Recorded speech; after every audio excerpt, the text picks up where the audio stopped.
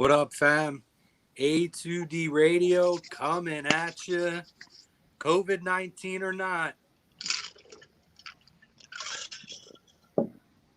What's up, boys? What up? Chucks, Mr. Narrative over here. Mr. Trade Zach Ertz over here. Pete. No Kevin AKA tonight, Trade the Boy. A2D Radio is back. We're happy to be with you guys. We're brought to you by our doctor, Dr. Paul Vidal, in Burlington, Cherry Hill, Princeton, New Jersey. If you have any specialized physical therapy needs, you might now because you're all cooped up in your house.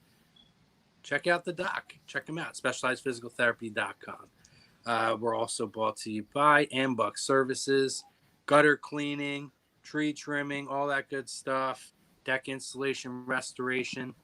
They got you covered. ambuckservices.com. Our topic of conversation, guys, big day, free agency, NFL free agency. Legal tampering period started yesterday and obviously carried on today. And I mean, name after name has dropped, has moved. We're going to go through all that, all the listing of guys. That's obviously brought to you by QB54, the awesomest tailgating game out there. We love it. We're going to incorporate it whenever we can have the A2D Olympics or whatever. I don't even know at this point when we're going to be able to do that. But you'll be able to check that out. Check them out. Go online. PlayQB54.com. What's up, boys? What's going on? Just trying to stay subversive free. That's all. Yeah, we got a lot to talk about here. Let's get into that QB54 poll question. Javon Hargrave was a good signing. Agree, disagree. We're on YouTube. We're on Facebook. We're on Twitter, right? Is that what we're on? I don't even know what we're on. I don't even know at this point. Yeah.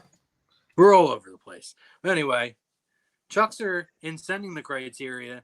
I'm notorious for looking at the criteria, like 30 seconds before we go on. I pull up the criteria and I see criteria from September 17th or September 14th. Hey, I keep them all. I don't delete any criteria or anything. He sent us criteria from exactly 6 months ago that said Ronald Darby should be benched. Agree, disagree.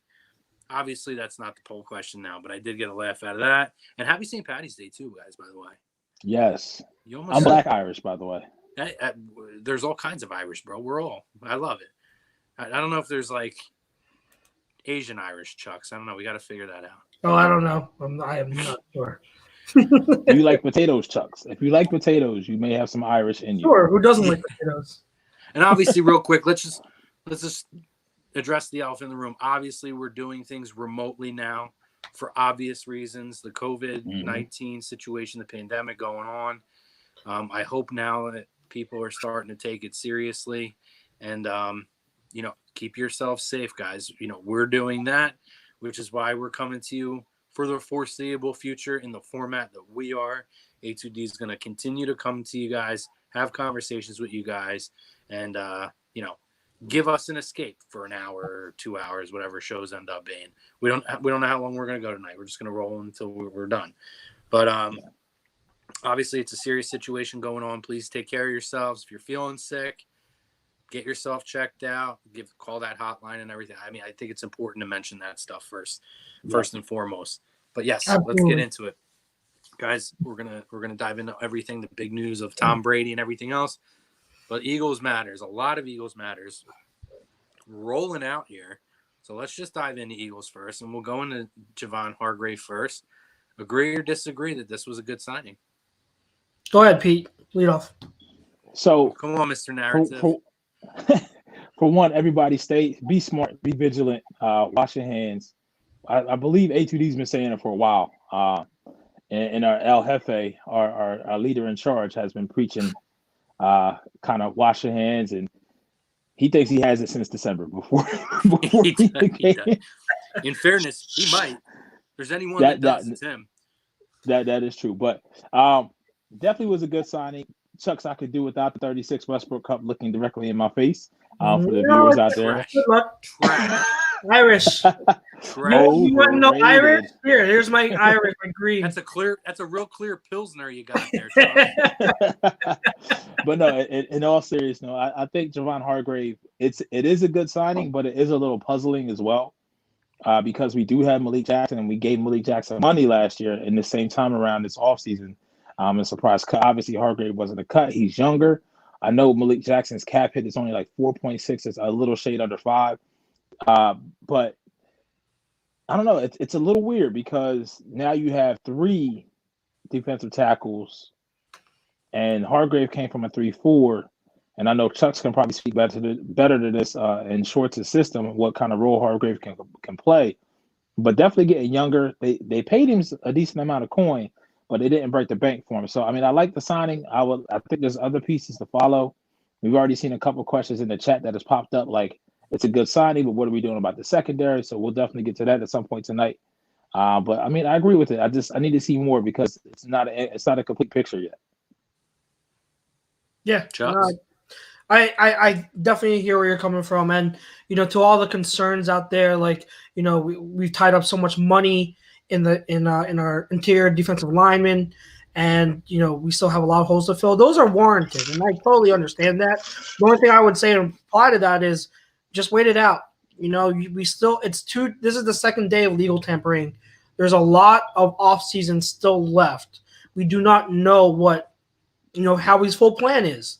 So I know, and I posted this today, but I know patience is something hard to comprehend, especially for Philly, but we really just have to be patient anytime it comes to free agency. Like, we have a lot of things to go through still. So just be patient. We'll see what happens because obviously I know that Howie knows what the needs of this team are, and he has a plan to address them. But in terms of Hargrave, absolutely great signing. And for those who might not know, and to piggyback your question, Pete, the Hargrave played mostly because the Steelers employ a 3-4 defensive front. So they play a 3-down lineman and 4 linebackers. Hargrave was usually the nose tackle, so he'd play 0 tech, face up against the center. That means he was 2-gapping.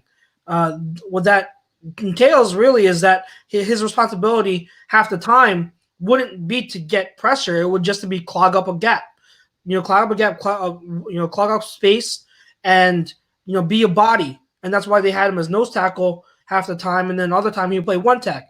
Well, over here in Schwartz's team, he's going to play more 1 tech, as in he's going to be a shade inside the gap between the center and the guard, and he's going to his job as the other lineman's job in Schwartz's scheme is to just penetrate. So attack the gap. Don't worry about occupying space. Just get pressure on the quarterback. And if you watch Hargrave, there are a lot of breakdowns there that people, smart people are doing lately on Twitter and everything. He has, for an interior defensive lineman, he is explosive. He's got really good pass rushing skills. And, I think that an interior defensive lineman in Schwartz's scheme is going to be better for him as a pass rusher, and he's really good against the run. So I thought it was a good signing, and he's going to be the starter next to Cox, and then Malik is going to rotate in as well as Ridgeway. But you can't, as we saw last year, 2019, we can't have enough depth on the defensive line. So signing him definitely provides that depth. So I say great signing, and I'll worry about the money later. Yeah, see, I don't even really. I mean, at least in my opinion, I don't even think they really broke the bank for this guy. And you look at the numbers. I mean, he's had the last 2 years have been really, really good. And to me, the key, we talked about the depth on this team. We've talked about how the injury issues that we've had repeatedly since 2017. This guy's only missed 1 game. His durability is so pivotal to add to this team. I mean, that's aside from last year. You look at just his numbers last year: 60 tackles, 4 sacks, and a forced fumble. That kind of is an attest to what Chuck was saying about his explosiveness and ability to get in as an interior lineman to be able to break through. I'm looking at the durability of this guy. We went out and signed Malik Jackson last year, and what happened? we saw nothing from him. I mean, and it's unfortunate because we know the kind of player that Malik Jackson can be. But this is, to me, is an insurance policy to add to that depth, a guy who has produced heavily over the last 2 years and has really started to emerge as, you know, a guy who you can rely on to make plays and get on the field all the time. And that's something that's very, very important for this football team. To me, you know, you can't predict injuries, but, you know, when we talk about the history of guys, you know, we bought in a Jordan Howard who's had injury issues before, and the Giants, and I know it's a different position, but you go up and down this team, how many guys, you know, Deshaun Jackson last year, have we rolled the dice on guys who have injury histories, but their talent is sky high? I'm looking at this guy. You know you're going to get production out of this guy. And history has said, or his trends for his career, I said, this guy's going to step on the football field. That's important to me. I value that. I think he's a great fit. Not even just that to its depth, but it's also young depth. That's key. He's a young guy. It's young depth. Yeah, it's young depth that you're not paying and breaking the bank for, like you stated. But we also re-signed Hassan Ridgeway too. So that's 4 D tackles now.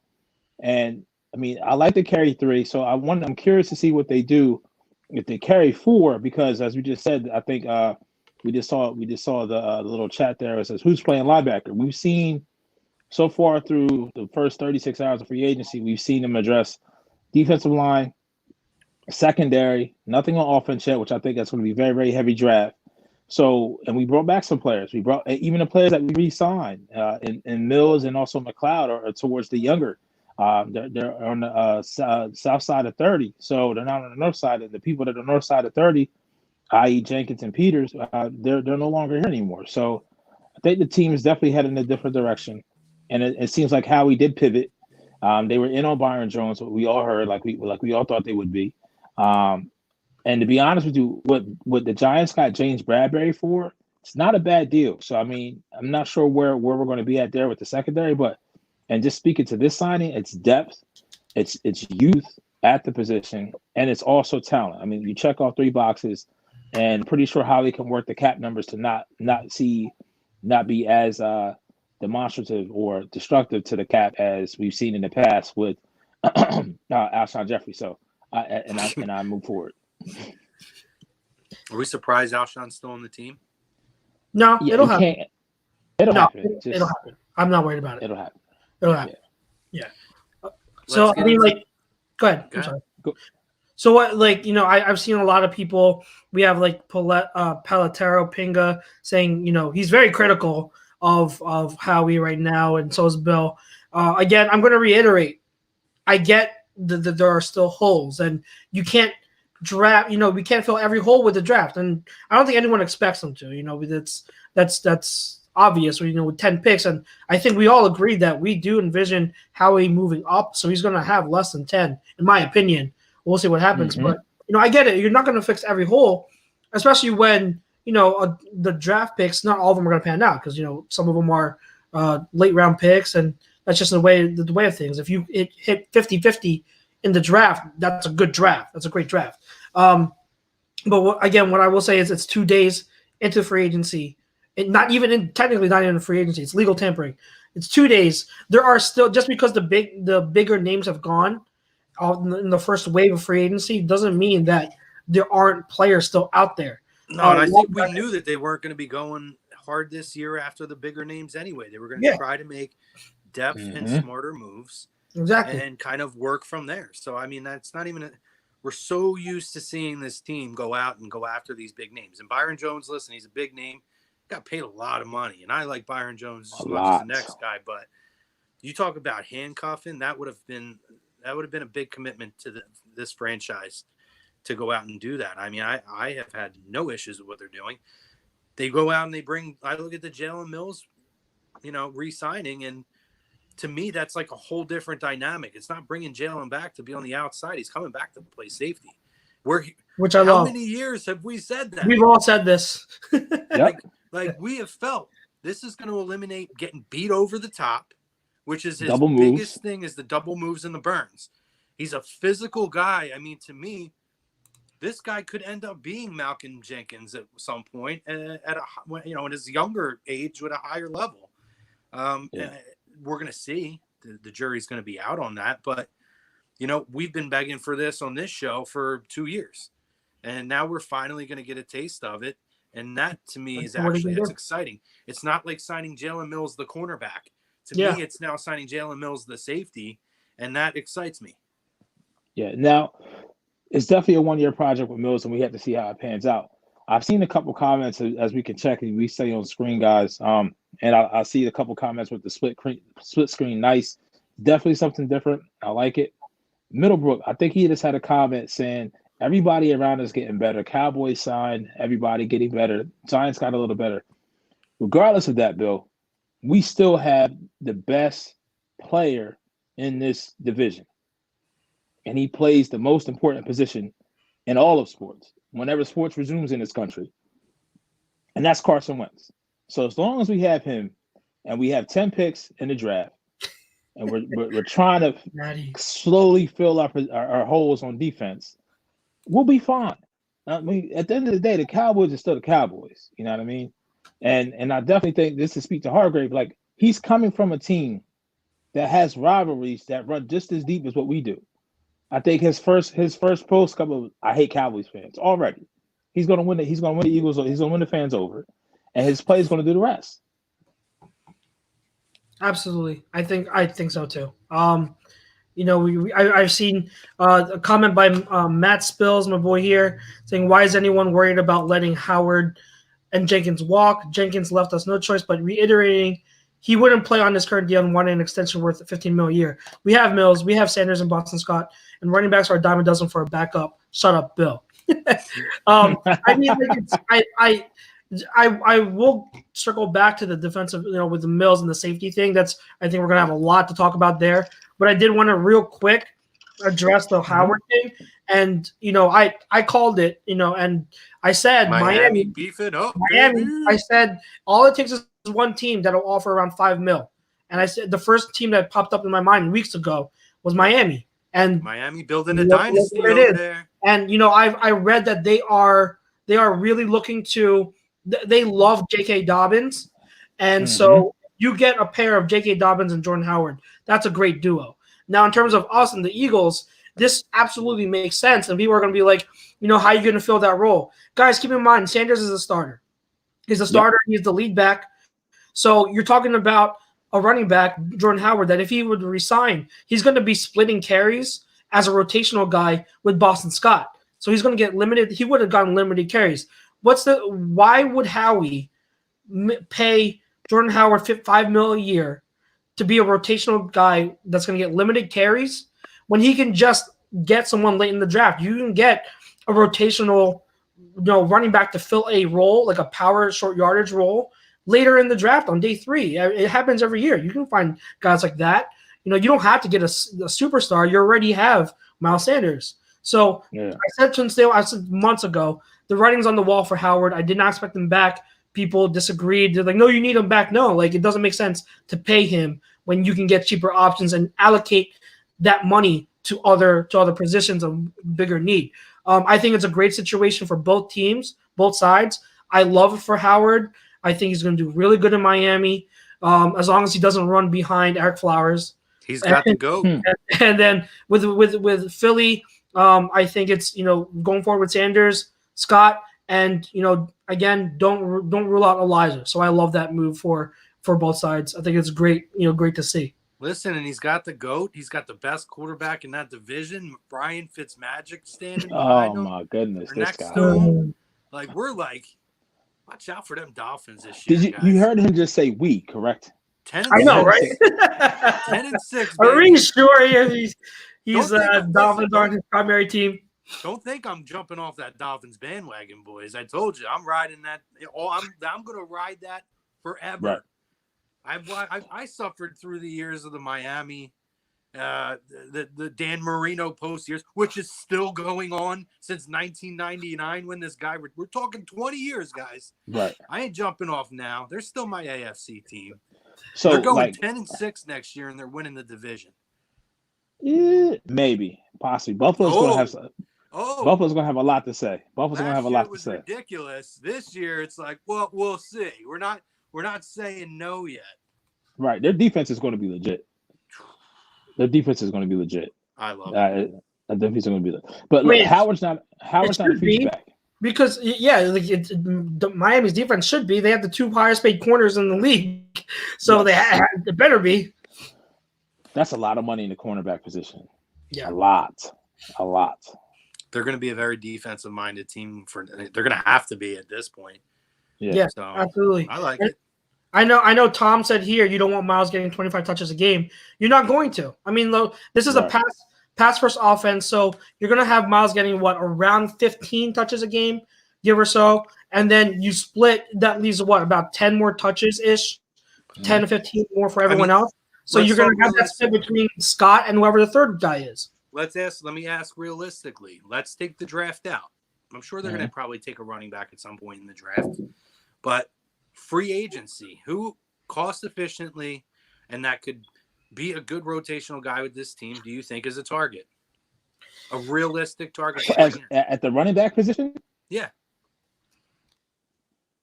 I see. This is the thing. I wouldn't go with the current free agents. I would go with running back. You want fresh legs, so yes. I would ride with Elijah and Camp, have him compete with a rookie, a late round rookie or undrafted rookie. Have them battle it out for the third running back spot. Yeah. Again, you don't need a veteran or a superstar to be a rotational guy. No, you don't. But there are some guys out there with some pedigree that you may be able to get pretty cheap. I mean, you got a Lamar Miller. If you can bring a Lamar Miller in on a 2-year, maybe $4 million deal, I mean, it may be something to look at. How much do you think Freeman's going to get? He's coming off a huge injury, though.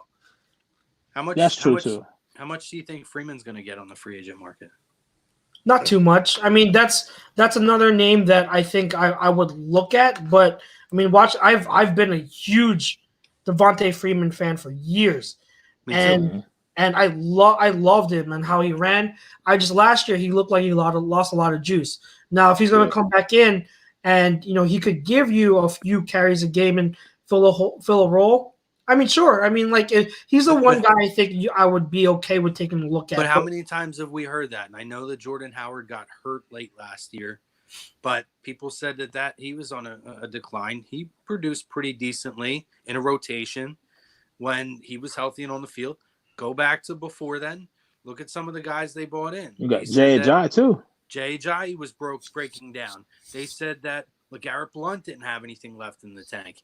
I can't always go by that. I mean, I know I'm not saying that a veteran is we have to bring a veteran in, but we have two young basically our 1 and 2 running backs right now are 2 young guys. So especially with the shift of how we've kind of moved on from a lot of these veterans that were on this football team, I wouldn't be opposed to bringing in, another veteran guy, who's been in another place that's had different experiences to be a new voice in that locker room. And I can see him being a guy, if he's cost efficient, who could absolutely contribute and be dynamic to both Boston Scott and Miles Sanders. So kind of like a hybrid between both of them. I saw his name pop up, and that was Carlos Hyde. I mean, that would definitely be somebody I may take a look at. Different kind of running style. Kind of running style, kind of a blend in between, and it kind of fits right in between what you can give a Boston Scott and Miles Sanders. I have Carlos Hyde as well, who's really low key had success at every stop that he's been at. If you look at his time in Cleveland, was a little successful, I believe, in Jacksonville. We saw what he did last year with Houston. He kind of caught fire when Lamar Miller went down. So that may be somebody that you could have pretty on the cheap, and his legs may not be as beat because I don't think he's had to be a feature back all 16 games of one season. No, and honestly, I feel like he's a guy, too, that goes under the radar a lot of times. You hear Carlos Hyde, and he's never the sexiest guy in terms of the name on the market or whether it's trade or free agency, whenever his names come up to be moved. But like you said, Pete, and it almost seems like everywhere he goes, he contributes to a team in some ways, shape, or form. And, I think that's a real interesting name to look At Paletero, I keep saying Paletta. Paletero matches Kareem Hunt. I think Kareem Hunt's gonna do the sign his restricted tender with Cleveland. Did they issue it, Chucks? Yeah. What happened? Yeah. Well, They sorry, what issued- did you say, Pete? He asked if they issued him the restricted tender. Yes, they did. They did. Wow. Yeah. After that traffic stop, they still did that? Wow. Well, I mean, like it's a place that makes no sense for him right now until he proves he can grow up. You know, we That's were true. all kind of hoping that he was Long mature. way to go but for we that. we saw that after that traffic stop, that's not the case. And you know, my heart goes out to him. You know, you guys already know he was my guy before. I want to see him do better, but right now that isn't the case. So I wouldn't go Kareem Hunt, but Carlos Hyde is another name. I think so. Devontae Freeman, Carlos Hyde, two guys that I'd be okay with. I would only do like, I'm sure you guys agree, I would only do like 1 year deals, and then like with, you know, if they don't work out in training camp, cut them, because I really like the idea of getting fresh legs and getting younger guys, especially if you're going to have a rotation. And but kick the tires on either one of them. I'd be fine with that. Question here from Mr. Brian Wilson. Cornerbacks that are still available that you would look at. Woo! Let's go. Let's do this. Let's pop that comment up on the screen for Mr. Wilson. Yes. What up, Give Wilson? a shout out. Who asked that question? Wilson. Mr. Brian Wilson. Wills. Oh, B. Willie? Big Willie style. Really? Hold on, I'm coming. Yeah. So, who wants to start? I'm deferring to you guys. If you guys each want to name one person, like we can go name one person. So for me, Logan Ryan. I saw his name come up. Slot corner. If I'm looking at that direction first, and then I'll start with Logan, and then we can go around and come back. Okay. I really like Logan Ryan. Desmond Trufant would be the other guy. It makes sense because you know, the guy from Atlanta, he's here, and he's solid. You know, again, and Logan Ryan, I think with Logan, since he plays the slot, it would require some movement. I don't know if you'd want to move Avante outside, but the names after we lost out on Byron Jones, the names that came to mind were Trufant and who was the other guy? Fuller, but Fuller is now Kendall Fuller. Washington. Kendall goes back to Washington, so Trufant's the other guy name I would throw out there. You know, I still like Chris Harris, and I think that he could probably be had somewhat on the cheap. Prince of Mukamura, anybody? His age, though. Yeah, that's another one. His age. Prince has been in the league since I think 2011. Yeah. I mean, so he's 31, 32. I know obviously that Harris is on the northern side of 30. Let me see. What's Prince at? 31. Same thing. Mm-hmm. Still, veteran guy on the outside with these guys. I like them. I think that these guys could come in here and produce. Okay. I think that we're seeing a youth movement, but I still think that we need to have some kind of a veteran leadership in here. No, and I this is completely weird, agree. sitting Indian style and shit, guys. Like, yeah, I haven't sat in these legs have not crossed and sat Indian style since I was like 4 years old, bro. We need like me and Chuck's on each side pulling them together like a fucking wrestler. Oh my god, my knees would be screaming. I'd be walking around like Glenn Jacobs, aka Kane. Hey, like Kane. I wouldn't be able to bend shit. Governor Kane or Mayor Kane. So I'll give you another name and more of a bigger body corner. But probably more accomplished than outside of Chris Harris, but probably more accomplished than Prince of Mukamura and also Logan Ryan, and that's Xavier Rhodes. No, and motivated. I do like Xavier Rhodes. But listen, he's motivated. I know he's slower, but oh wait, I pointed the wrong way. I'm with talking him. about the money as well, though. 1 year deal. You want to look at it? No, thank you. Wow. No, thank you. If you want an Xavier Rhodes, just play Rasul Douglas. That's what Xavier Rhodes has come down to, and it's not. You can't blame an injury or anything on him. Past 2 seasons, talk about one of the and it's crazy because in 2017 he was great, but 2018, 2019, 2 years in a row he sucked. I would not want Xavier Rhodes. Like, I'm tired of having the big physical corner. You need athletic corners with speed. You wanted a slow corner, then might as well just left Jalen Mills at one spot and then put Rasul Douglas on the other side. Let's get somebody to look at skills. So What about do me a like an favor. Eli Apple or Mackenzie Alexander? No. No. Mackenzie, maybe. Eli, no. Mm-mm. Yeah, He's Eli, young. no. You guys When like you were- age? He's only 25. When you were talking about Mukamura, I'd be okay with a Mukamura. He's a solid, he's solid corner. And despite the age, the age is concerning. But if you do like a 1-year deal as a transition guy, if you plan to draft someone early, then I would be fine with that. Like with a Mukamura, he's a solid corner. Right. Well, as far as the draft class for this year, cornerbacks, it's not looking that good after you get past, obviously, Okuda. I disagree. I disagree. I think cornerback is obviously not as deep as wide receiver. I think cornerback is very deep going into day 2. Okay. Yeah, pick your flavor. Okay. Brian Eckert over here says, by the way, seeing some of these quarterback salaries happening today, Wentz is a freaking steal. Right? Yes. Exactly. 1 year ago, the bitching that we heard about the Carson contract, and we said, wait until guys like Dak and some of these other guys, and we said when Tom's free agency came up, we talked about this a year ago, we're going to look at this. We thought it might be 2 years before we really start to say it, but you're already seeing these monstrous contracts on these guys, and look at what Carson deal looks like. What were Brady's numbers on his deal? $30 million plus a year. I didn't get the exact dollar amount, but they said it's north of $30 million for a 42-year-old quarterback. Wow. No. Crazy. Could you go into the season with having a cornerback group of maybe a Desmond Trufant, Sidney Jones, Avonte Maddox, and maybe a Logan Ryan? Would you be okay with that as your force? Okay, so outside, do you think they go quarterback in round 2 or round 3? I can't predict that. I would be okay with round 1, 2, or 3. I can't. Yeah, I would be okay with that depending on who falls. I'm not saying that it's going to happen, but if there is someone there that say the top 4 or 5 wide receivers are gone because we don't know how. So say the top 3 are gone, and then Mims is gone, and then Justin Jefferson. They're all gone right before us.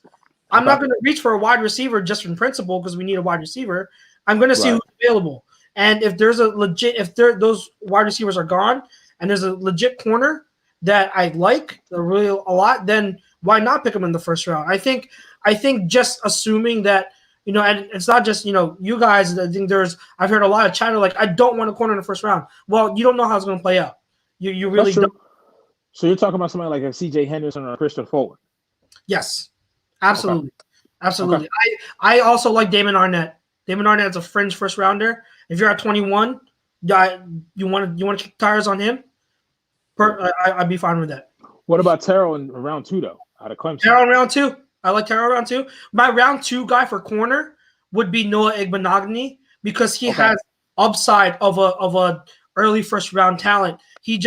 Everyone keeps saying, and I agree, he should have went back to school because he needs more coaching. He kind of panics a little, a lot when he's in coverage and when he's faced with adversity and like confused. So he needs more coaching.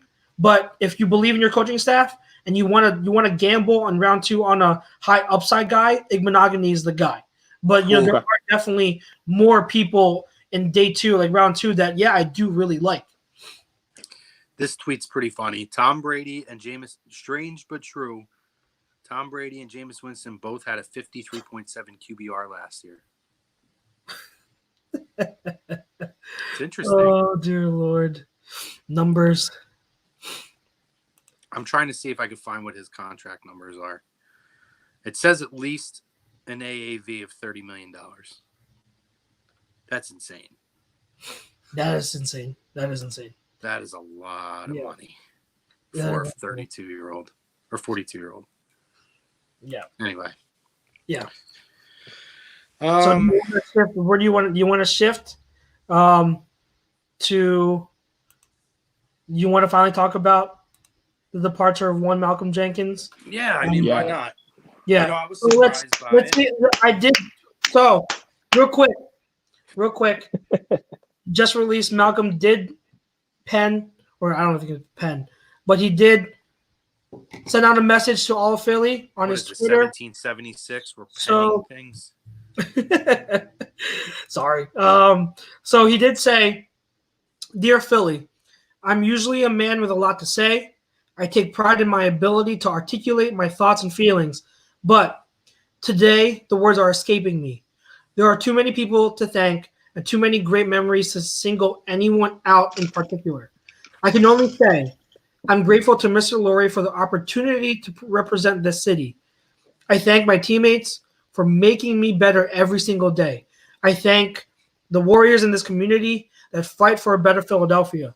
And I thank the fan base for embracing me as their own. I hope that I am leaving having given more than I have received. That has always been my mission, and I hope I represented you all well. Also, this is my home, so I'm sure you'll see me around. So this is not goodbye, but I'll see you later." And it's with Malcolm. That's just that, like you just did, Mr. Narrative, Pete. A round of applause.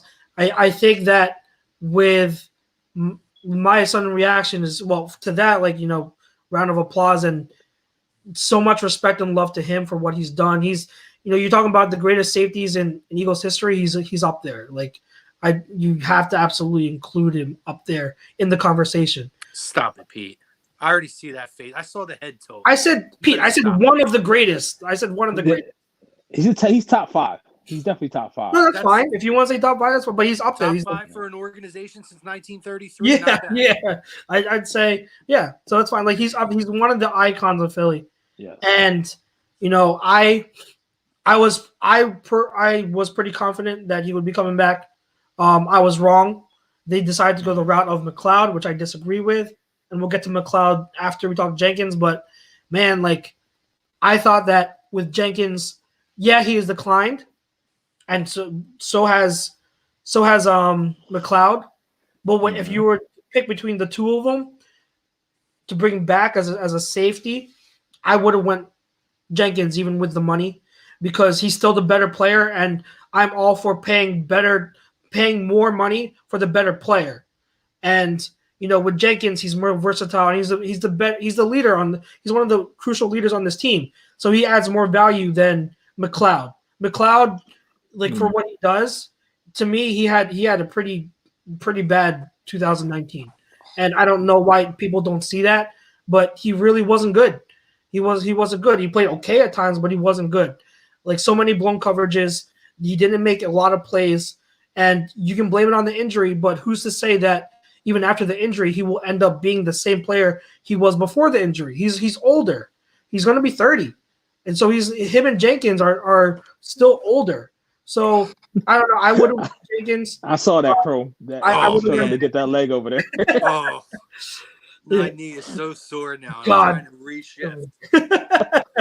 Trying to reach back. But, with Jenkins gone, I think that the big question is who is going to help transition young safety, because they have to, in my opinion, they have to draft a young safety to group. Mm-hmm. Who's going to help transition them, and who's going to help with the leadership in the locker room as much as Jenkins, and who is going to be able to do a lot of things. We talk about the linebacker issue. What have I been saying for the past week? I thought Jenkins was going to play a lot at linebacker in 2020. So you don't even have that option. You don't have someone who can play the hybrid role. So that's a huge piece. The versatility, not having him, is huge. And he could have impacted this team more in 2020 than McLeod can. I really do believe that. And you're not gonna talk me off that. I really do believe that. And I think that I learned my lesson to try to talk you to a different side of opinion in an argument in a debate. There are some points that you can sway me on, but this is probably not gonna. If you're gonna try to sway me on saying McLeod was better than Jenkins, you ain't gonna win that one. Well, you're not but better at what though? On the role. I don't. Okay, go ahead, bro. Here's a couple of things from the fam on here. Brian Wilson says, "I think we'll miss his leadership on and off the field more than his current play on the field." Brian Eckert says, "He represented the city big time. Many props to him. Big game player, even bigger man for the city itself." Brian also says, I think we all need to admit it. His talent on the field has gone down over the past couple seasons as a player. It was time to move on. As a leader to young men on that side of the ball, he will be missed. I mean, that's exactly. Go ahead. I can't disagree with that. I mean, I was surprised it was him and not McLeod. I'm not going to lie to you. And I felt like coming into this offseason, McLeod was going to be one of those guys we just weren't going to come back. And I know we're not the only ones. Even the people today saying, hey, we thought that, the people who wanted to keep Rodney over Jenkins, today in chats and stuff we had, those are the same people that were saying a few weeks ago they didn't really suspect that he was going to be the guy that was going to stick around. Now, it was what it was, but in terms of what Chuck's talked about with the legacy, I mean, you guys can have your debate all you want. I'm going to speak purely on the legacy. We all know what he's done off the field for the city. It speaks for itself. And really just in general for, equal rights and different things. That being said, when we lost Brian Dawkins, there was a level of leadership that was lost on this football team. And I'm not saying he's Brian Dawkins, but that team seemed to miss that kind of a strong personality, a guy who was an organizational guy, a class act type of a guy who commanded the respect of the team, both veterans and young guys. I mirror him in light of Brian Dawkins purely in that tone, because to me, a lot of times it felt like he was Brian Dawkins 2.0. He had the same approach to every game. You always saw him in the middle. He was always the voice of that defense. He never shied away from the tough questions. He was as physical as you could ask him to be on the football field. And I do feel like even when his skills diminished, you always got 150%, and he was always a physical player on the football field. In that light, I absolutely hold him in a similar light of what I hold Brian Dawkins. Now, Brian Dawkins is a Hall of Fame player, and Malcolm Jenkins is probably not a Hall of Fame player. Let's be realistic. But in terms of in his time, was he one of the most consistent longevity-wise safeties? Yes. Is this a guy who, when he signed here, was dubbed the worst offseason signing? And then look 6 years later, people wanted Burt after the Eagles signed this guy and was dubbed by all of the experts, this was the worst offseason signing of the entire league. You got 6 years out of this guy. You got leadership, and you got a friggin' Super Bowl. And you had a guy who was just as important on the football field, was a standout community individual. So you'll never hear me say a bad word about this guy, and I'm not saying anybody here is. And I'll never question anything that I ever saw from him. Time was going to take its course. His skills were going to diminish. I still think he has something left in the tank. And honestly, maybe at this point, they can squeeze that little bit of juice left in the tank somewhere else. And I hope that he does go somewhere, as long as it's not the NFC East, and has a successful another year or 2 years or whatever he has left to go. So that's my take on that. Sad to see him go. I like Rodney McLeod too. I've always liked Rodney since we bought him in. On the field, I don't think it's going to be a massive hit or a big deal. Right. That's why I didn't really think too much of it, other than I was surprised that it was Malcolm. But I look at the loss of the veteran, the leader, on the field and off the field, and the legacy. And at least with the legacy, that will never leave. He will always be a Super Bowl champion in this city. Okay. So with that being said, here we go. This is where this is where the bomb comes in. Here goes the Malcolm trash bomb. Here we go. On the field, yeah, he was trash the past couple of years. But as far as coming through this city and leaving a legacy that would be on and off the field, he definitely did do that. The content of his character, being a stand-up guy, and the things that he stood for and what he meant to the city, and for him to continue to say that, even in that piece that he wrote, that this is still his home, so we'll still see him around. The market will tell you what he's still worth and whether or not the Eagles made the right decision to move on for him if he gets signed again, or what he gets signed for. I mean, the Eagles were just pretty much saying, play on the 8.5. Like, it wasn't like he was making chump changes. Play on 8.5. They were more than welcome to have him back. Now, as far as leadership goes and who's going to be the next leader, Chrome, you should know this by now, especially being a wrestling fan. At some point in time, you always have to pass the torch. Now, who we know who we passing the torch to?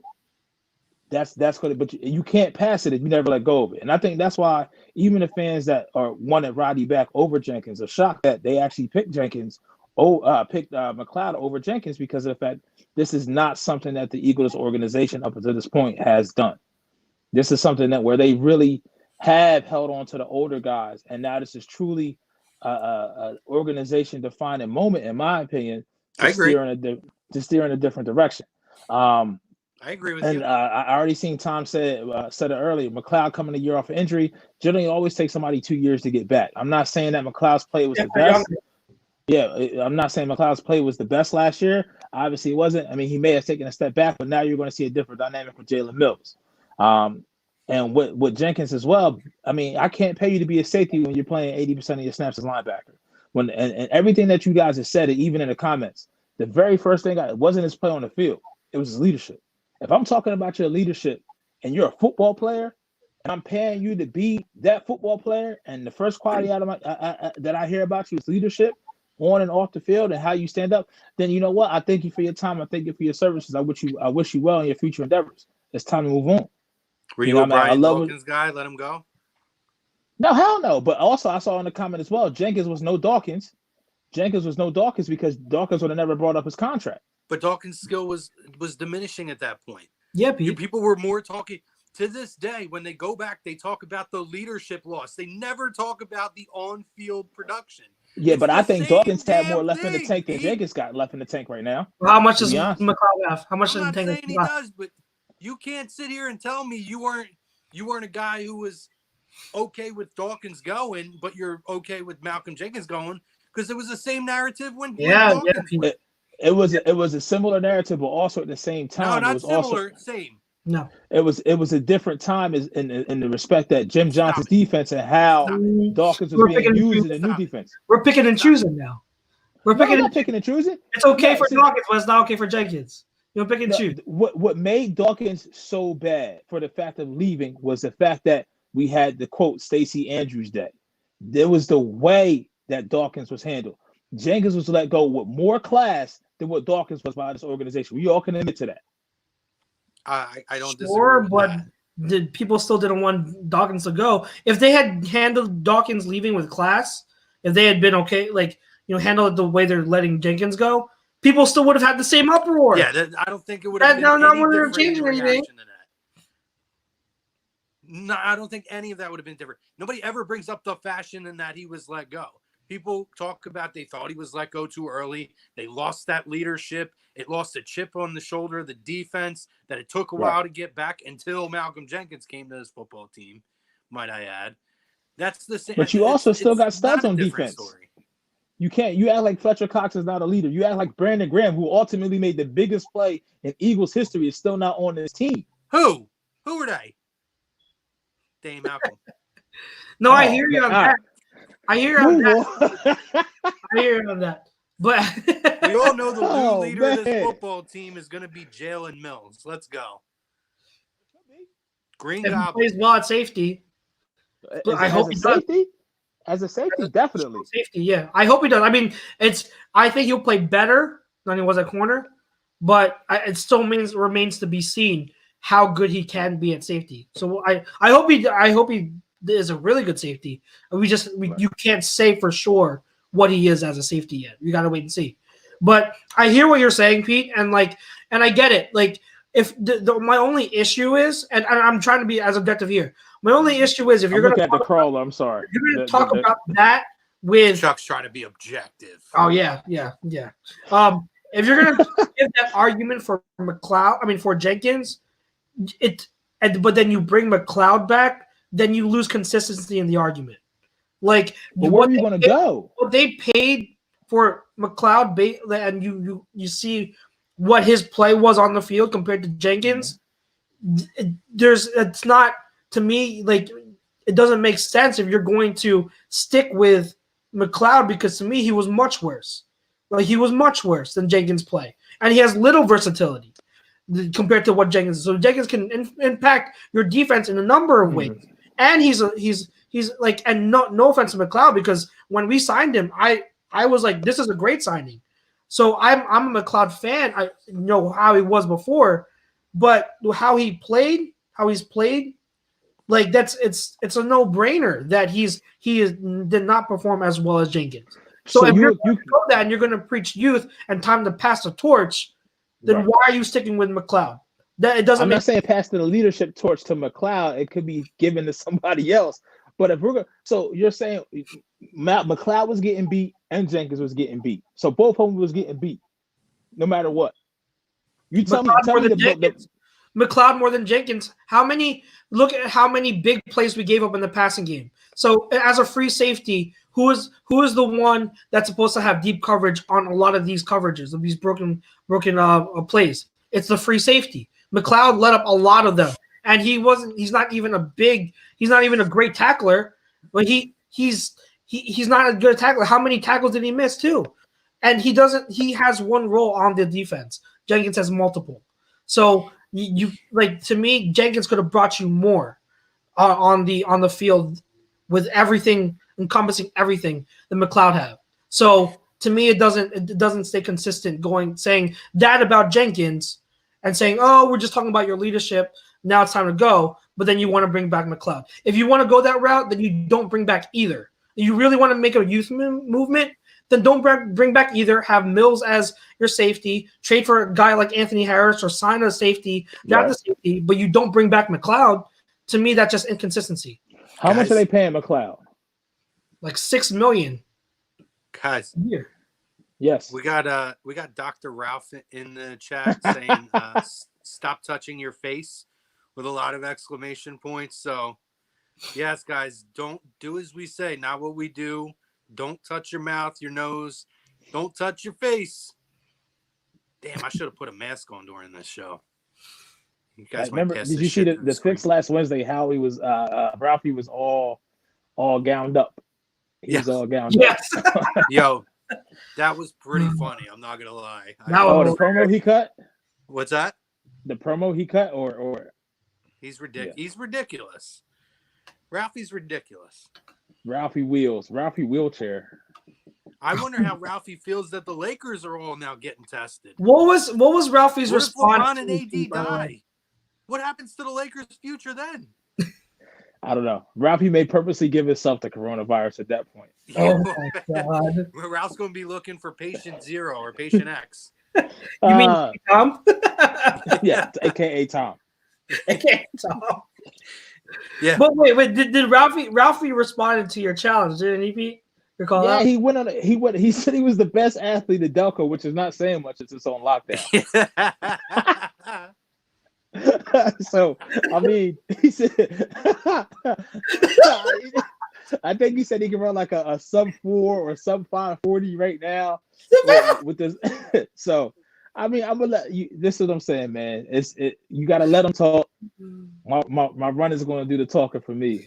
Whenever we can do it, and maybe winter outside by the time we can do it. But fall, baby. This is not a face that's worried. This is not a face that's worried. Said, hopefully, KD drops dead. Wow. Damn, Will. Wow. I didn't say it. Will's, oh my Lord. Man, terrible, Wills. Bruno said, what did KD ever do to you? Bruno said he was the fastest on his block. The fastest to Mr. Softy. That's about it. Yeah. Yo, I'll tell you. Love you, Ralph. We said it though. I said it earlier, and I'll say it again on the air here. When it comes down to the coronavirus, if this really is the apocalypse, the safest place to be is in Ralphie's basement. Him, his mom, and Graham. They're gonna survive with the meatballs, and everybody else gets wiped off. It's I Am Legend Ralphie D style. Oh, could you imagine? Could you just imagine if Ralphie is one male, one female left, and it's Ralphie? Oh, and that. Where is Ralphie? Get in this conversation. Yeah. He was here earlier. He dipped out. Maybe he had to go race or something. Maybe he had to go run a race. Brodo said breaking. No one lives on Ralph's block. And then Wills follows up and Brodo says the paramedics will be on standby for the race. And then Brian Wilson says, sorry, in terms of KD, he says, sorry, but he's in the East right now and the Sixers need help. They did get help. It's called the coronavirus. You are terrible, Wills. Oh my God. Even though I'm sitting here talking about LeBron and AD dropping it. Listen, I'll tell you right now, I ain't even bullshitting. I really hope, I don't know, I know the Sixers were doing testing. I really hope that Joe doesn't have it because with his injury history, he may not survive. Oh, Lord. Oh, God. Yeah. I would worry about him. Yeah. He'd be done. Be absolutely. And I'll go on the record and say this. Even though Wilson's not running the race, I have more confidence in Wilson because he's taller. His gait is longer. That he probably could beat Ralphie in a race if you really try. If you try. So that just goes to show you right there. Bill says that Ralphie's in training. Yeah, he's in the basement in training. Oh God! I wish we could have a live looking with Ralphie right now to see what he's doing. Oh my God! Raw eggs. Raw eggs. Oh man, it's meatballs, right, Ralphie? Ralphie just jumped back in the chat. It's all meatballs, right, Ralphie? The meatballs are really good though. Ralphie Wills. Ralphie Wills. Ralphie Wills. Ralphie wheelchair. Ralphie, not Hot Wheels. How about that? Hot Wheels. Anthony Adis says Kendall Jenner is teaching Ben Simmons how to shoot the ball. Oh, Bill. Ralphie, there's a lot going on here, buddy. Bill says every sit-up, his mom puts a meatball in his mouth. The visual of that is amazing. Oh, my God. Ralphie says, yes, sir. Will says, yep, and he just guarded Christian Wood. JoJo confirmed. Oh, man. So Dion asks us a question. He says, guys, do you all think that the virus out here now will affect the NFL draft? It already has. It has. There will be no more public Ralphie Wills again. There will be no more any kind of public events for it. I'm curious, are they even going to have the athletes for the green room at this point? Probably not. Are they going to do it? Yeah, I mean, I remember when the MLB network originally came around and they started airing the MLB draft. The very first year, they invited all of the suspected first-round draft picks. The only one that ever showed up was Mike Trout that first year, which is pretty crazy when you think about it now. Yeah. But I could see it. You know, I remember watching those first couple drafts on MLB, and there was nobody there, and it's a different experience. There's no doubt about that. But you know, I will say this: things are fluent in this country. Yes. And you know, we've just seen WrestleMania get canceled, and I know it's a different thing because it's wrestling, but I'm going to bring it up just because a similar thing could happen here. You know, they're talking about now that WrestleMania was canceled and taken out of the Buccaneers Stadium, and it was supposed to be moved to their Performance Center, which is a private facility. But that being said, there's supposed to be no public gatherings now of more than 10 people. So the rumor now is they kind of did that in order to be able to get shut down by Orlando since Tampa wouldn't shut them down, and they collect on their insurance policy behind it. I could very easily see, because it is very difficult to do a broadcast with 10 people. And it depends on how they judge the population of those events. It wouldn't shock me if 2 weeks from now we hear the NFL has to push the draft back. Wouldn't shock me. It's such a fluid situation right now. It's going to depend a lot on, hey guys, by the way, out there, depend on a lot on people listening to the recommendations of the CDC, because you might think that you aren't a person that can affect this, but it's everybody outside of this, right? And these are young guys. We're talking about guys who are in that millennial age range. I'm a millennial technically, barely. Generation Z or something like that they call them or something. Yeah. So like, we're not getting like super into politics, but it does apply to here, particularly when you're talking about athletes of their age. They've talked about how the key factor to harnessing this and controlling it is how people in the millennial generation react to it. Because of the fact that we're not high risk unless we have underlying health issues, people are just going about their day when it's like, dude, just take 2 weeks and like, you don't have to go to the bar this week. You don't have to do this and that. Yeah. We just saw KD the other day was out with Drake. And now look at KD. KD's got it. It's just, if we're self-policing ourselves and if we're thinking beyond our own noses, because people can't see beyond their own nose and can't see outside of themselves to worry about what's going on with other people, we wouldn't have to be worrying about all these events that we want being pushed back. People are like, oh, I can't believe I don't have sports. I don't have the NFL. I don't have this and that on the NBA and this and that. But then they go about and they do everything that the CDC is suggesting to not do. Everything that these other countries who are starting to control it, all the things that they pulled back and for 2 or 3 weeks and that was it, they're starting to see the light at the end of the tunnel. We're just hitting the stride now. Yeah. And this is the time to listen so that we can have our NFL draft back. So we don't have to worry about having empty stadium games. So we can have a finish to the NBA season, even though it's going to suck for the Sixers. But the fucking Flyers were a legitimate Stanley Cup champion contender. And now look at what's happening with that. We're prolonging ourselves of being able to get out of this funk and have the questions of, is the NFL draft going to happen as it should? Let's just listen and let's hope. But as of now, everything is literally not even week by week. It's a day by day basis. Every day things change. Yes, and it's so fluid, like you said. It's fluid. I mean, yesterday, this time, well, I say 36 hours ago, Monday morning, the state didn't have a curfew. Businesses were still operating as usual. And now, I mean, 36 hours later, after 8 o'clock, outside of hospitals and convenience stores and gas stations, everything else is closed. And even when they have drive-through service, you can't even dine in now. So, I mean, it, like you said, it's so fluid. I mean, just to kind of piggyback off of that, what you said, with the NFL draft, I think in this day and age, how we're doing this now, how we brought A2D, how we brought Birds of a Feather to you tonight. Everybody's loving the split screen. I can fart if I want to because nobody's around me. You know what I mean? I could just rip one. So it's things like that where you can kind of in the studio things. I mean, I do kind of fart in the studio too. So that's just, you know, what I mean? It happens.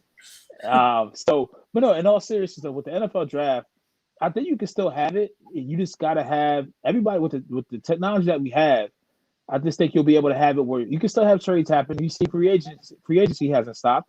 And some people are a little pissed off about it because they see the money change their hands, and a lot of people don't know what their jobs are going to pay them still, what the future looks like, if they're going to be able to pay the bills. And we're still looking at this. People are still getting $30+ million for a deal, a 42-year-old quarterback.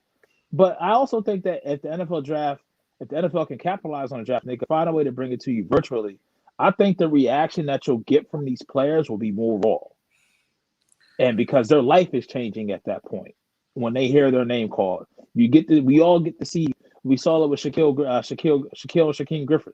When the brother, I forget. Listen, the brother with one hand, I can't remember which one it is. They're twins. Yeah. But when he got drafted, I believe Shaquille was more emotional than Shaquille because he wanted his brother to be in the league. He wanted his brother to achieve what he achieved, and he had that feeling. So I think the draft can happen that way. And I actually was going to bring it up to you for Mania, but we can save it for Thursday if you would like to have me on, Chrome. You're in. But a virtual crowd, you know what I mean? To maybe we may see things go that route because I definitely, and I've said this before, even in TA, you guys can attest this. I don't think that world travel will ever be the same because the reason why this spread the way it did is because of world travel. The freedom that we have to be able to be in one country one day and to be in another country the next day, all with a little passport and not knowing what you're bringing with you medically. You know what I mean? And Americans don't want to listen because this country was built on rebellion. Dude, I'm watching today on Facebook and I see people saying, leaving for my trip, they land in Europe, or I believe it wasn't Europe, but another country. And I'm just like, you hear all these different mandates of not to travel to this place and that place. And again, it becomes like a political, social thing that we're talking about, but it does affect everything because we're seeing the effects. And it's so funny to me, though, that nobody took any of this seriously until professional sports was what had to shut down in this country. Yes. And way before the professional sports had to shut down in this country. We'll answer that question in a minute, Philly sports fan. This was an issue they said was going to happen. They said that this was the kind of circumstances that would happen if people didn't listen, and people chose to do whatever they wanted to without recourse, without considering the other people around them. I could be a carrier and not experience a symptom, but I could give it to you, Pete, and you give it to, whatever family member who might have an issue. And that's the thing that people can't understand. Like, it's not a small issue. It's a freaking pandemic. And the quicker that we follow suit to what the CDC is recommending, the quicker we can start to build to get to the end of the tunnel. I don't want somebody asked, is the NBA and do we believe the NBA and the NHL are finished? I don't believe that they're finished, but I want to get back to seeing it the way I love to see it. I love playoff hockey. Even when I wasn't as big of a hockey fan, when I took a hiatus after things, I still watched the playoffs because the electricity of a playoff hockey crowd. You could say what you want about football. You could say what you want about baseball and basketball. There's nothing like the crazy intensity of a hockey fan base during the playoffs. And now we're talking. They may come back. They probably will. We may not have any fans in the arenas though. And that's going to be a different vibe. We're talking about WrestleMania. 70,000 plus people are supposed to be there. Now people are bitching because they're trying to give us a show when nobody else is, to give us some form of new entertainment, but there's going to be nobody in the crowd. So they're like, oh, well, this sucks. Well, what do you think the NBA and the NHL is going to be like with no fans? It's going to be like watching a rec league game, but with guys with better talent. Like, I want to watch the NFL draft to see the reaction of the fan bases, to hear the JET. I hate the Jets, but I want to hear the JETS Jets chants. And then when they announce their pick, they hate it and they boo their friggin' ownership. It's a part of the tradition of it. I want to get back to that, guys. I'm doing my part. Everybody else needs to do theirs so we can get back to having the NFL and having the NBA and having the NHL, having the draft, having fucking WrestleMania, having spring training and MLB kickoff. Let's freaking do it. You know what? I want to go back to a bar. I want to go to a bar and watch a game with a crowd in the stands. Right. I can't do that because people can't listen. So let's freaking get it together. Let's do this stuff. It's crazy, man, because I thought the curfew that Murphy said yesterday was a mandate. And it's words like strongly suggest you shut down it. When you leave wiggle room for businesses that can profit off of this, or worry about a profit, they're not going to take it seriously. We've seen it in, like, with me. I'll pull back the curtain here. I think I work for a great company, and they're being very flexible with me, allowing me to potentially be able to work from home. Nothing's in concrete yet, and there's a lot that's involved with that. But with that being said, it's like minimizing contact socially, whether it be face-to-face within a near distance. That is what is going to be able to curb this and flatten that curve of people getting positive for the coronavirus. But with that, once it slows down, guess what doctors can start to work on? They can start to work on a treatment plan for it and try. I can't say they will, no vaccine this year, but something to where the symptoms of it won't be as adverse. I mean, when we look at the flu, if you get the flu, they can give you stuff for 5 days and the kind of battle. Yeah, you're still going to feel like crap.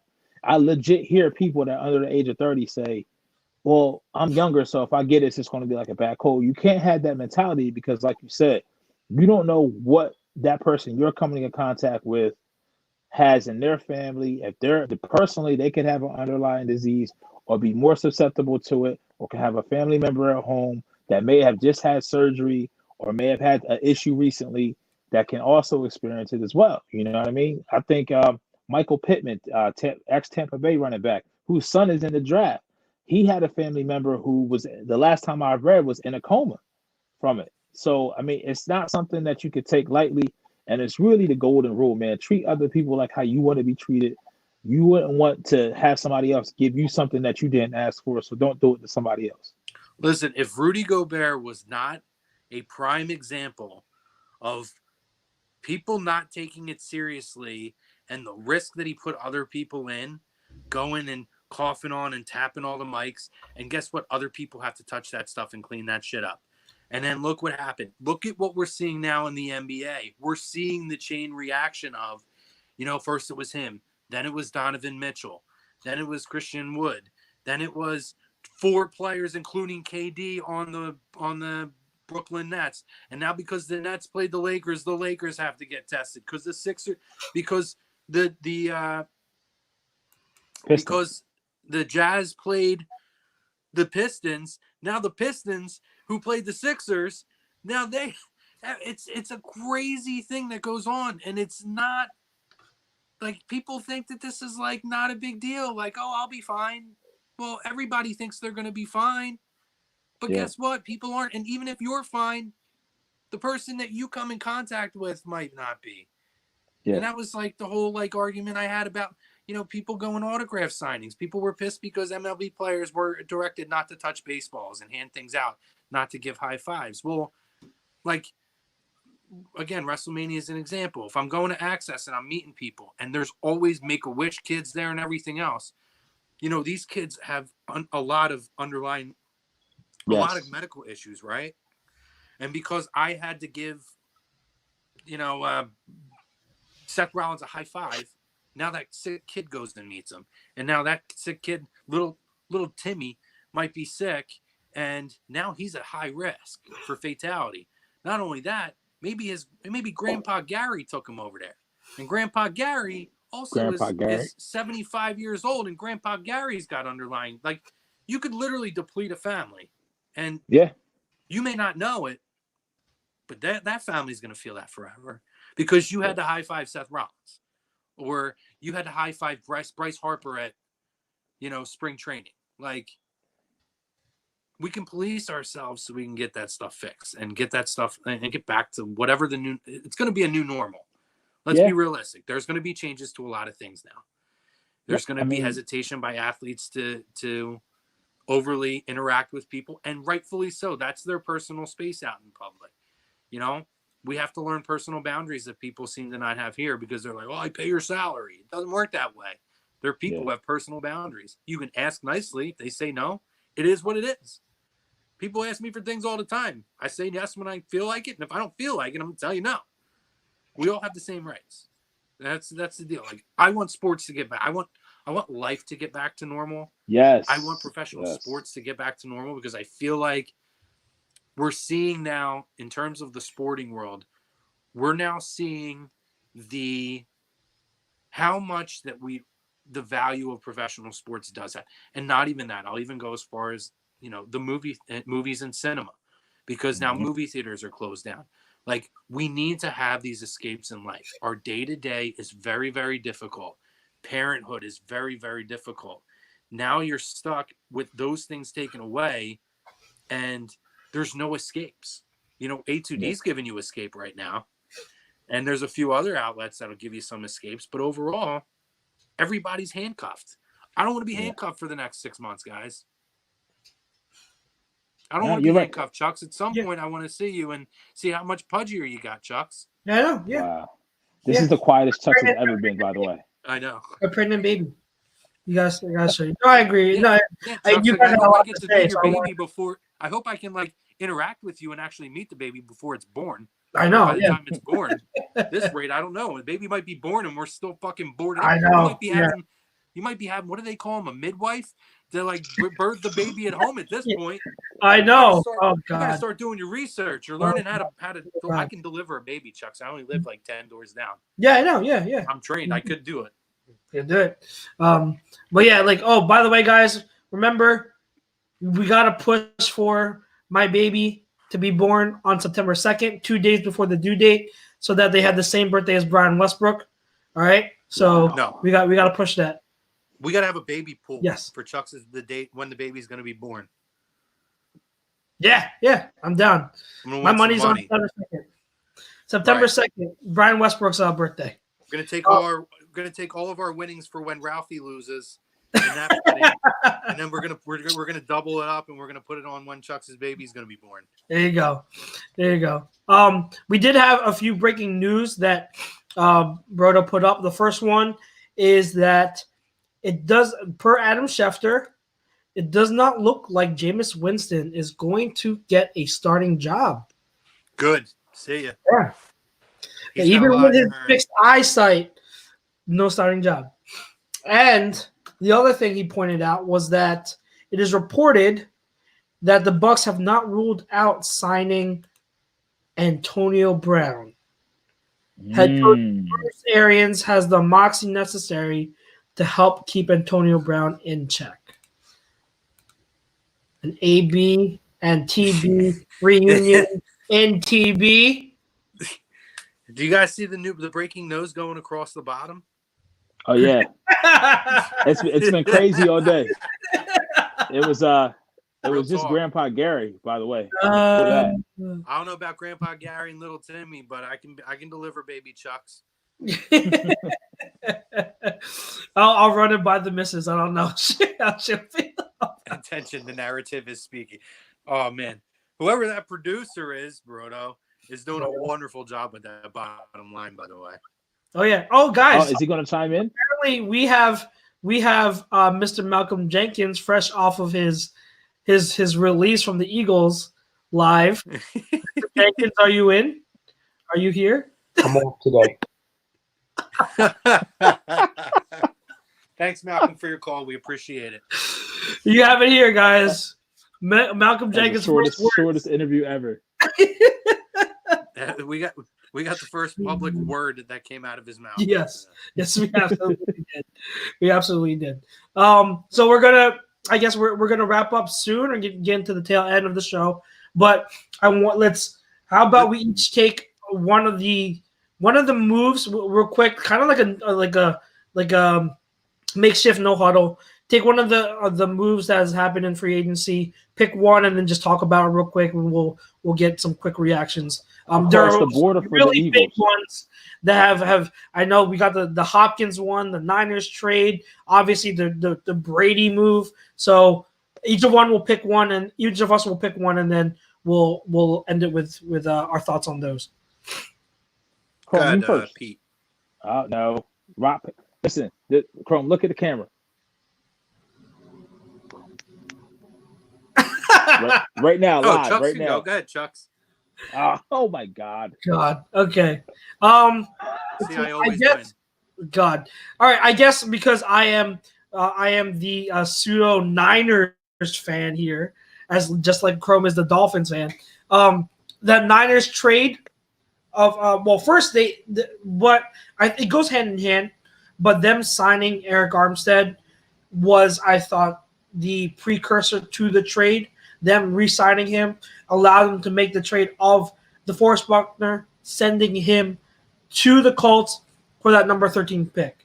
And you're talking about a Niners team that doesn't have a lot of picks this year. They have a late first, and then they don't pick again until, I believe, the 5th round or something like that. So they needed picks. And it's big on a number of reasons. One, you get for a really, like DeForest Buckner is great. He is a great interior defensive lineman. For someone like that, you get a top 15 pick on number 13. That's a really good haul. Especially now, you're able to make that because you have the depth along the offensive line. You're not in need. You're not giving away something to make a weakness. They still have a lot of good pieces on the defensive line. So that was a good move of allocating the resources that they have a max at, and then they get that 13th pick. Now, if you're them, I know a lot of people have been assuming they'll take a wide receiver, and they absolutely could. I think it would be Jerry Jeudy or Henry Ruggs that they're looking at because Kyle Shanahan likes his route runners and his speed guys. So both of them I can see being fits. But I also would not rule out them trading down to get more picks. And why is that big? Because if one Mr. Howie Roseman wants to move up and he wants to get into that range to get one of those wide receivers, well, now he has a team that he can call and say, hey, you guys want more picks? Let's make a deal. So I thought that was huge for the Niners and the Colts. The Colts, they want to contend. They just signed Phillip Rivers too. They want to contend. Getting DeForest Buckner is huge for them. And so for both sides, it was great, but I thought it was a great trade for the Niners. And it could I'm not guaranteeing anything, obviously, but it could have implications on draft day for the Eagles if they want to trade up. Look at the Niners for a possible team for Howie to look at to take their spot. Okay. For me, we'll save the ginger for last because gingers always finish last anyway. That's because we leave a lasting impression, bro. Wow. Maybe not a good one though. It's doesn't lasting, matter. but it's not. It's still the last thing you remember. Okay, Heath Slater. I got kids. I got kids. But no.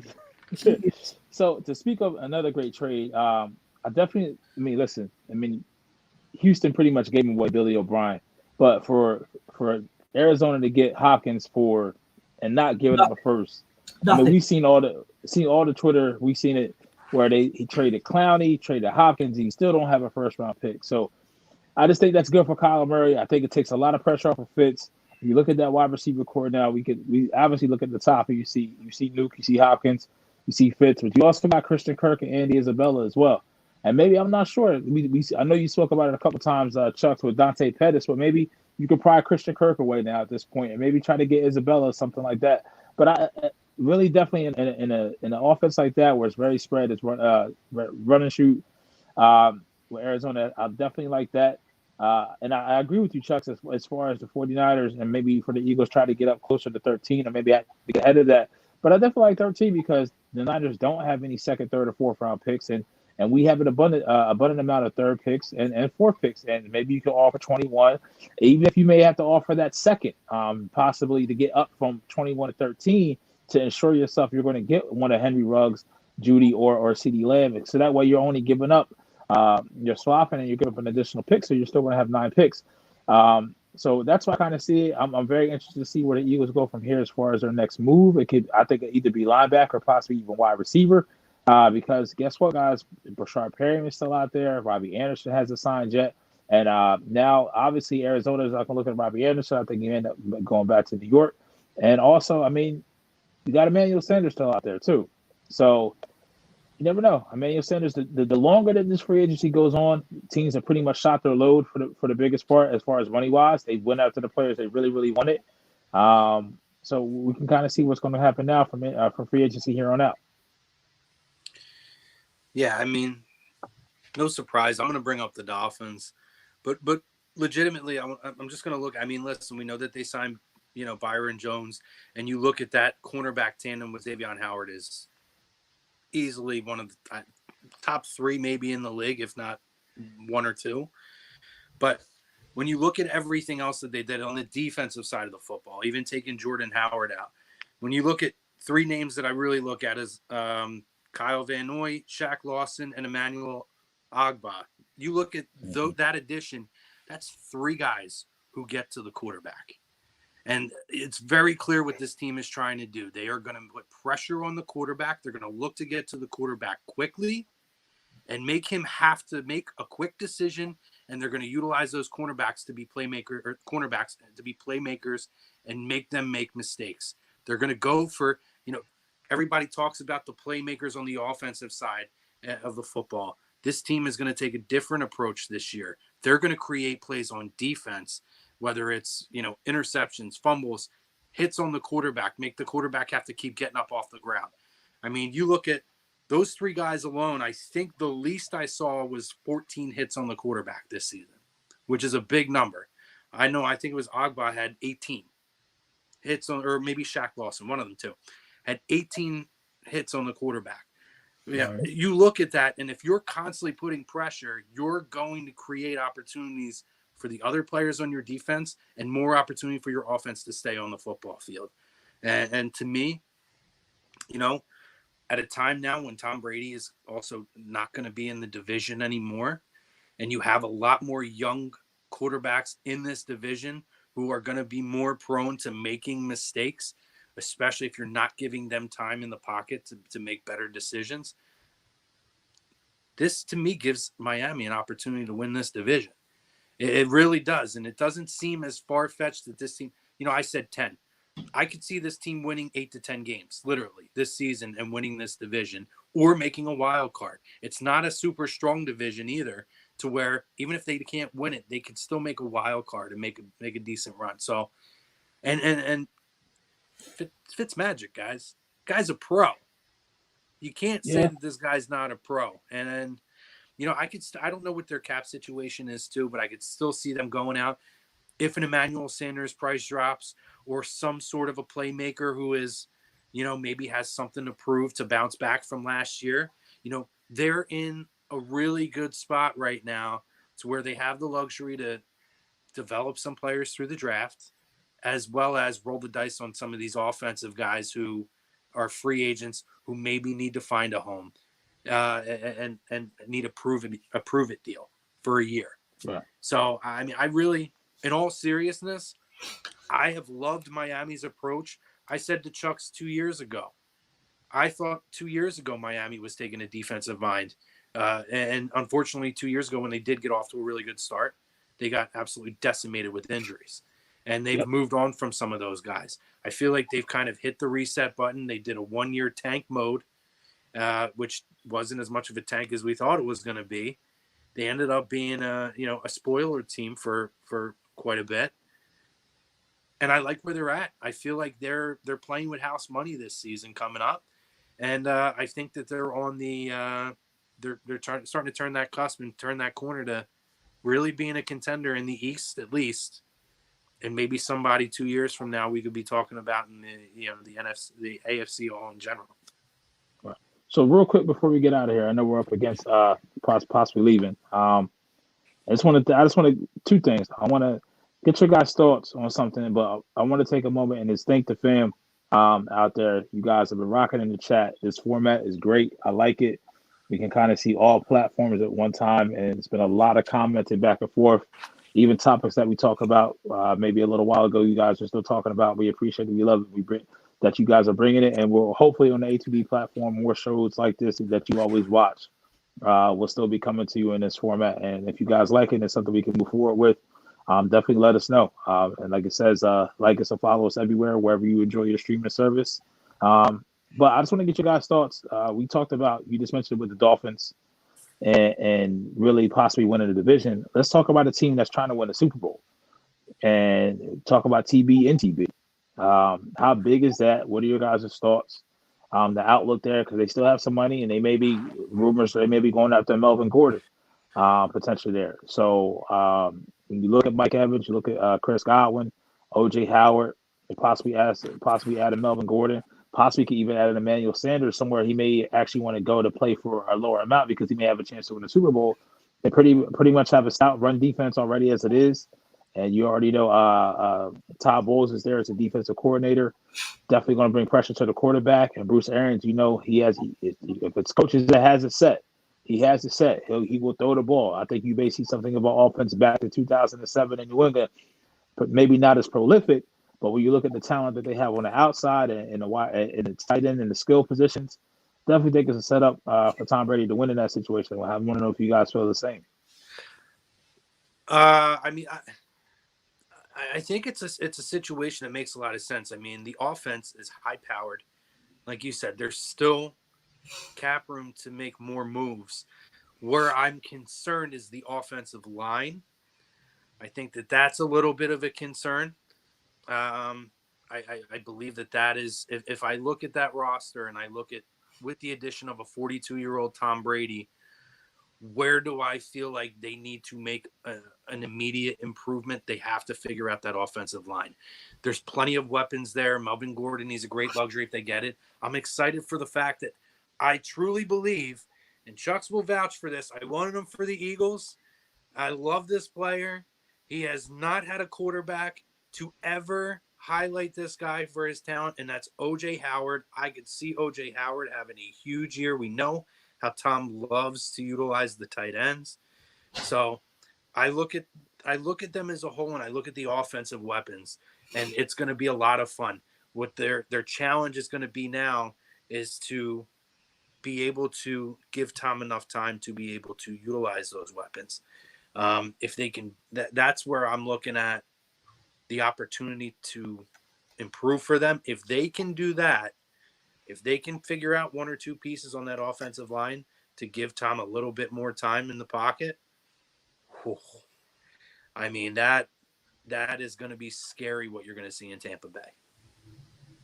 Yeah, I think that with Tampa, I'm going to go this twofold because I think with Tampa Bay, TB and TB, there's a lot of offseason left. I've been saying that, but I do agree with Chrome. They got to do that offensive because we obviously know Tom is not the most mobile guy. He's going to need, he has great pocket awareness and pocket movement, but in terms of buying time for himself, moving outside the pocket, his capability, that's not obviously that's not his forte. They're going to need a better offensive line. I still think they're missing just one or two pieces on defense, a couple pieces on defense. But again, long off season ahead, they could easily address a lot of those issues with free agency still or the draft. So I think with Tom Brady, he's got to show for me because his arm strength did tail off last year with the Patriots. I know they didn't. Kev will always say, "Oh, they didn't have weapons." Well, Tom Brady also didn't have an arm last year. So with Kevin likes to change the narrative because when they didn't have weapons and we said they had no weapons, he told us they had weapons. Yeah. And then when it proved that they had no weapons, he said, "We don't have weapons." We're like, yeah, exactly. He constantly changes it. So I think with Tom Brady, he's going to have to show that he can still throw because look at Mike Evans and Chris Godwin. They attack the intermediate deep levels of the field. Can Tom consistently attack those areas and get the ball downfield like he used to? We don't know. I'm not going to bet against him, but I'm just saying we don't know. But on the other side of it, we joke around. People joke around, and they're all saying the Patriots dynasty is over and all that. I'm not going to count it out yet because Bill Belichick is still the greatest of all time. And not only are we curious to see what Tom will do outside of New England, but we're curious to see what Bill will do in New England without Tom.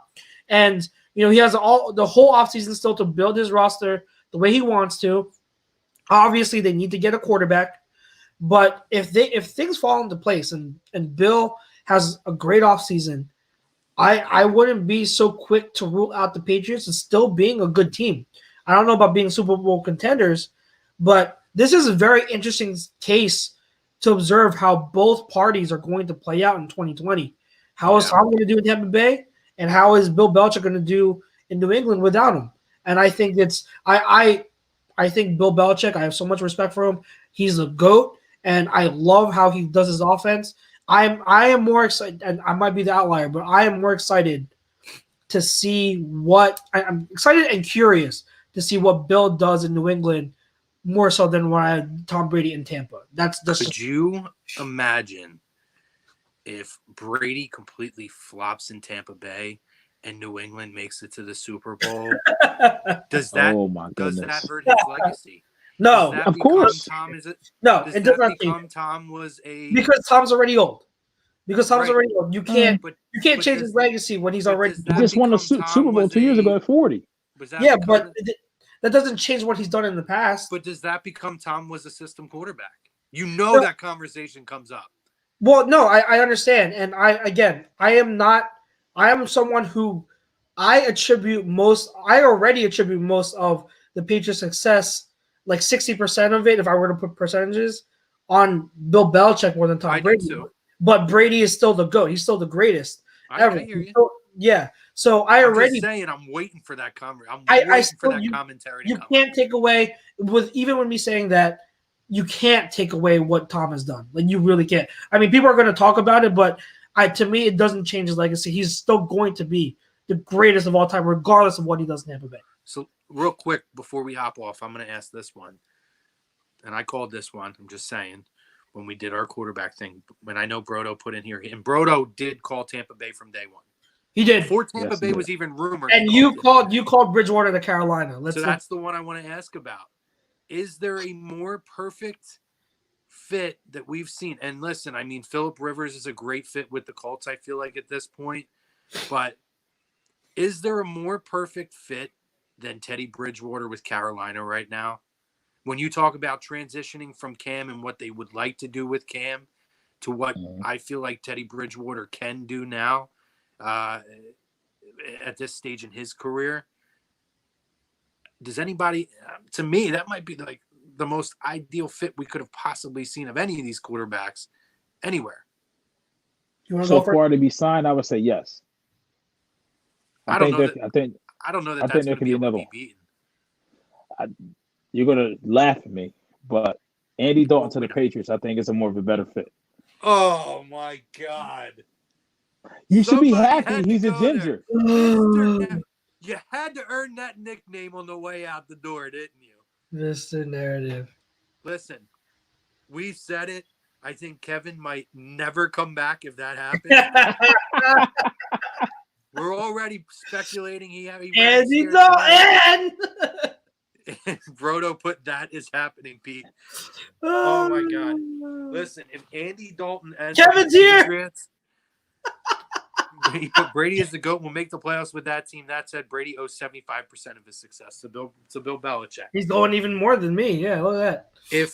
If and I'm calling out to the fam here.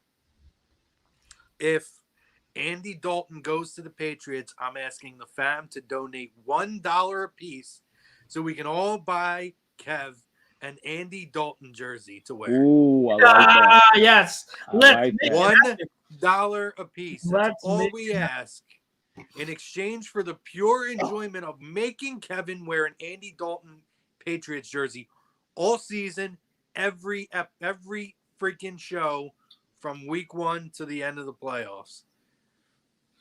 I'm calling out to the fam to get together. We're doing it. Anything else for the cause, guys? But yeah, like what you said, I just want to say what you like. Please donate to the Save a Pats Fan from Sadness Fund.